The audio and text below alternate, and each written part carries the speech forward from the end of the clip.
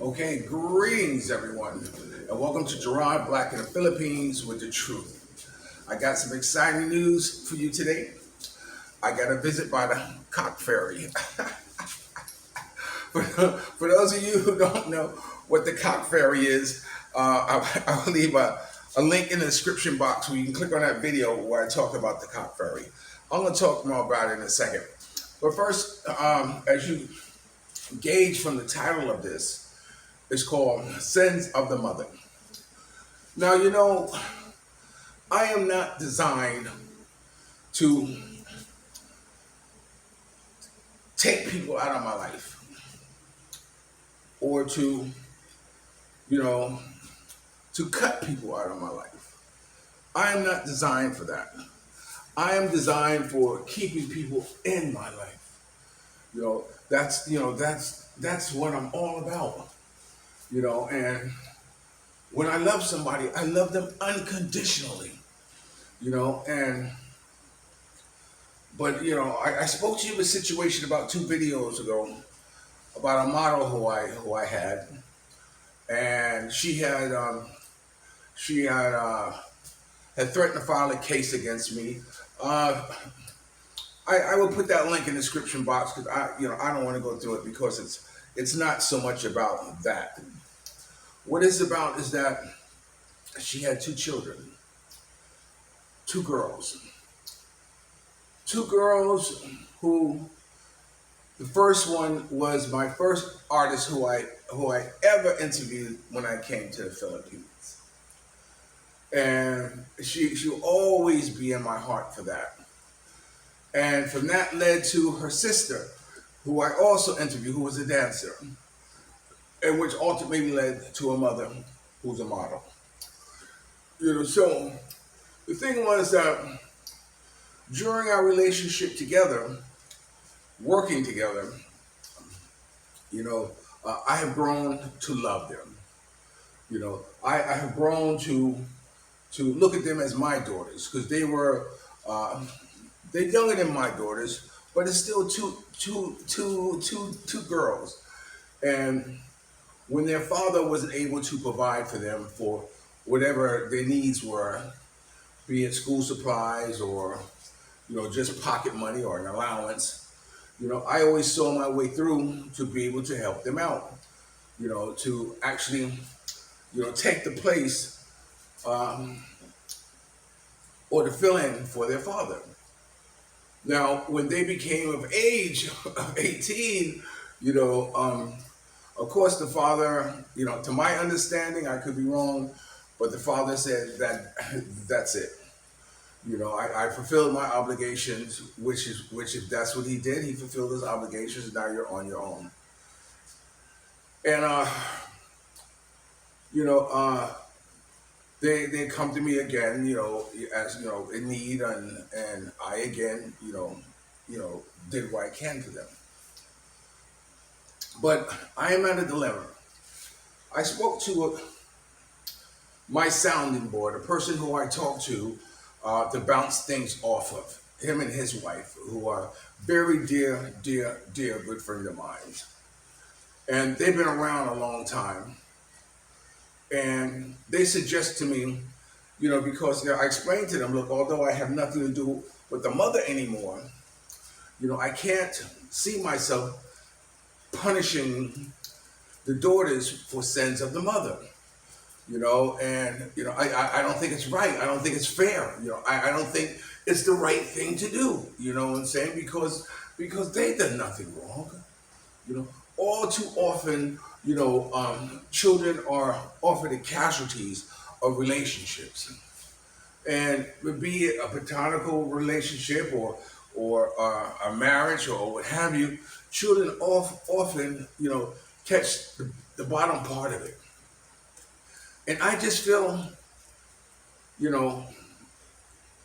bad that the advice that I was given was that, Gerard, as much as it might hurt, you have to let the children go. You have to sever your ties from them, because the mother is, now I know the mother. Mother might say something one day, and the next day she forget that she said it. But yet and still, she said something that I have a hard time forgetting that she said it. Remember, I told you that story. And it's because I know what that type of person is. I know what type of person she is, and often the time I don't think it's her doing the texting. Someone else is doing the texting. So anyway, so I was advised to Gerard, you have to let them go. You know, you know, you cannot have a relationship with the daughters who are both over 18. Both 20, 18, 20, 21.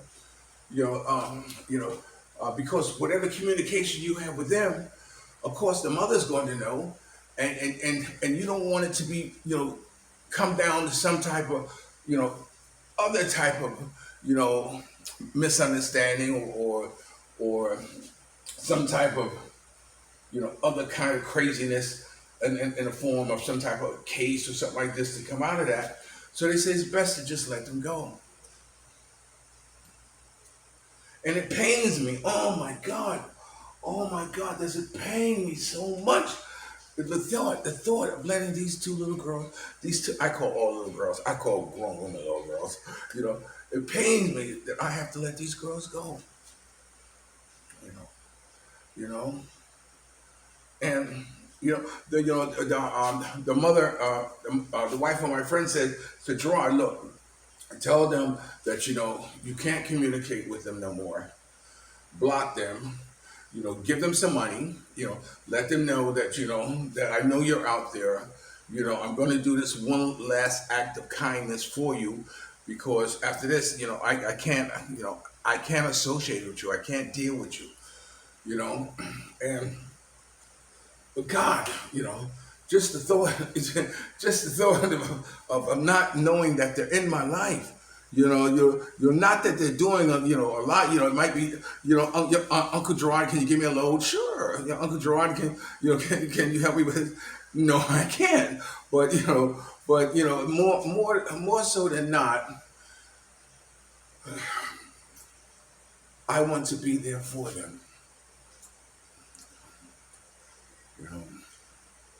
And like I said, it pains me to know that I can't be there for them anymore. It hurts so much.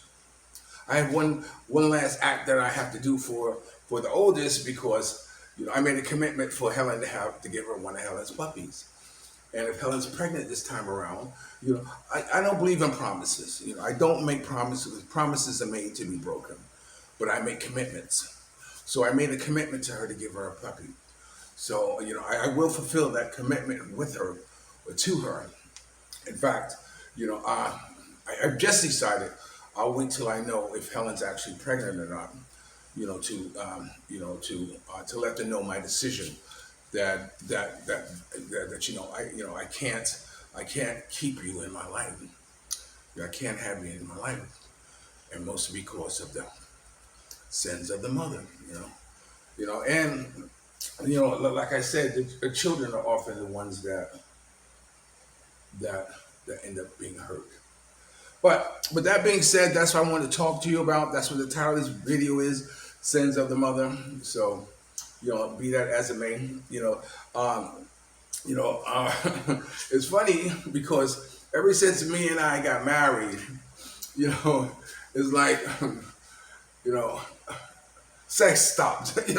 It's not the same anymore. Sex is not the same anymore. I don't know why. Why it's not the same anymore.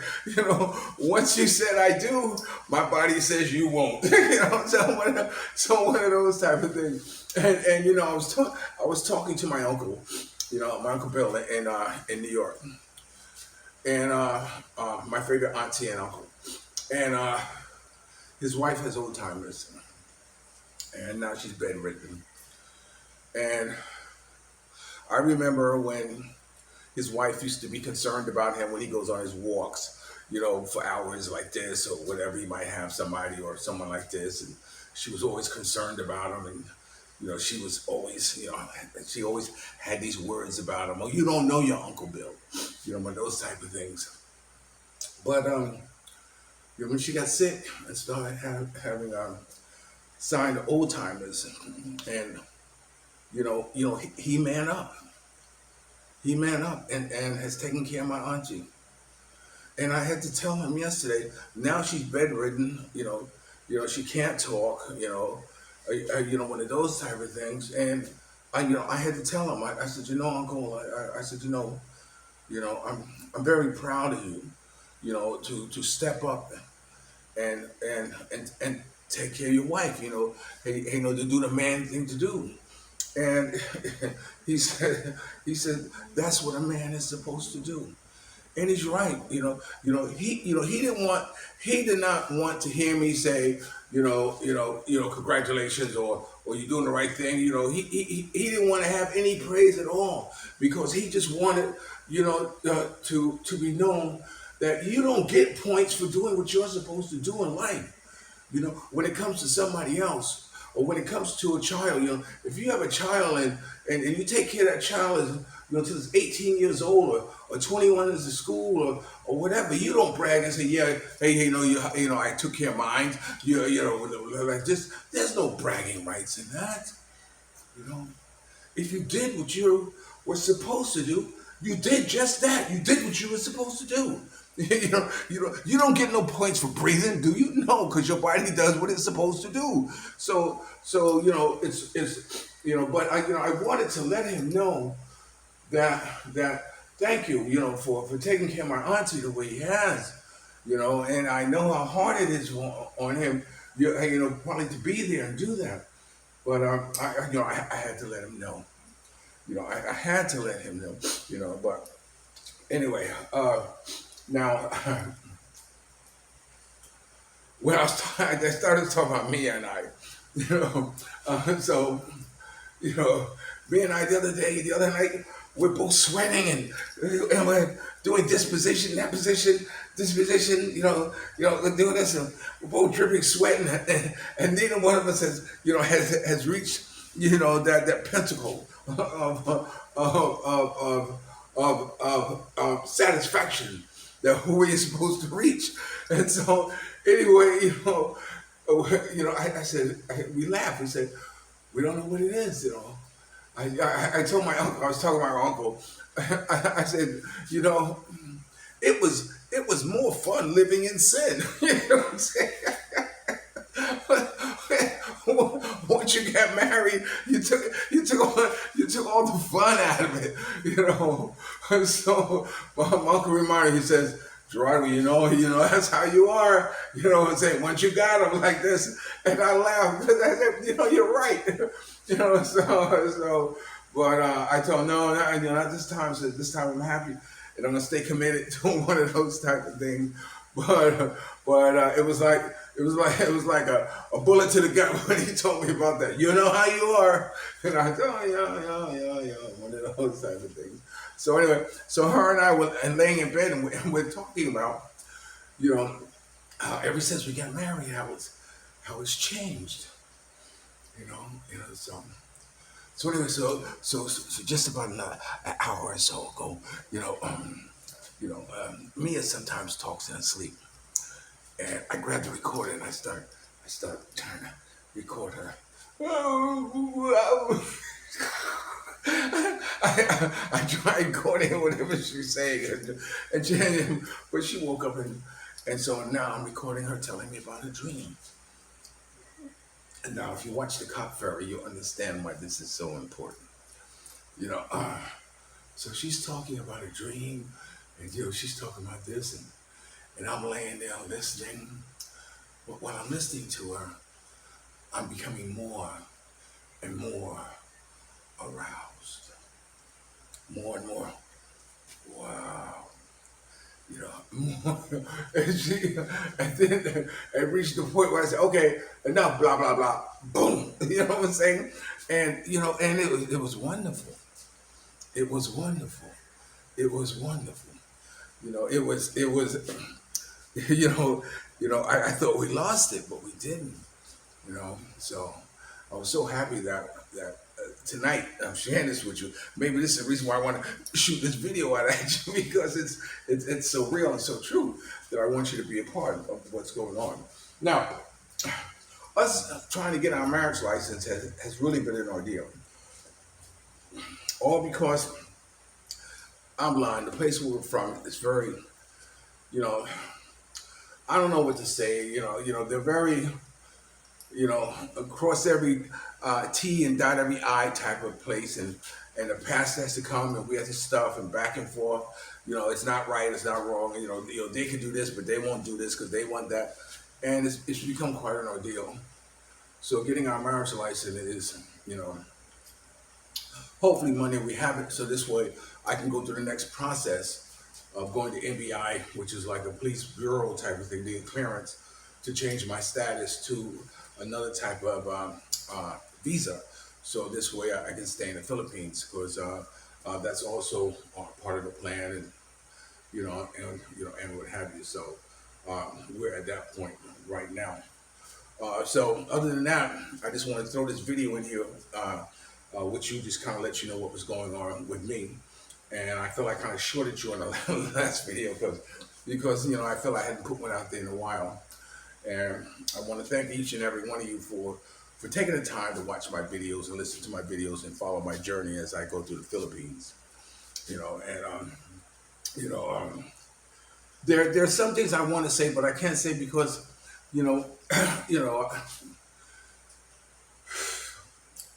some people's business is not everybody's business. I guess the best way to kind of say that, and and there's no sense pointing out how shady someone was. When there's, my mother used to say, if you have got nothing nice to say about someone, don't say nothing at all. So in the vein of that, I'm going to leave it at that. So again, thank you for sharing. Thank you for watching. Please like, share, and subscribe my video. I made $25. Yay! on my videos so far. But anyway, remember, dreams are nothing more than plans awaiting action. Never disrespect. Only don't pull someone up. And sometimes you're the only one to see your vision. And the best revenge in life is to live good. I'm living good today. I hope you are too. And if you're lucky enough to have a woman like Ali Woodson, former lead singer of The Temptations, want some, treat her like a lady. And ladies, if you're lucky enough to have a good man like me, make him feel like a king. I'll always love you more. One guest came and he saw my pictures and he says, "Oh, that's you with the Godfather of Soul, Mr. James Brown. Oh, that's you with Muhammad Ali. Oh, that's you with Otis Williams, the founder of The Temptations.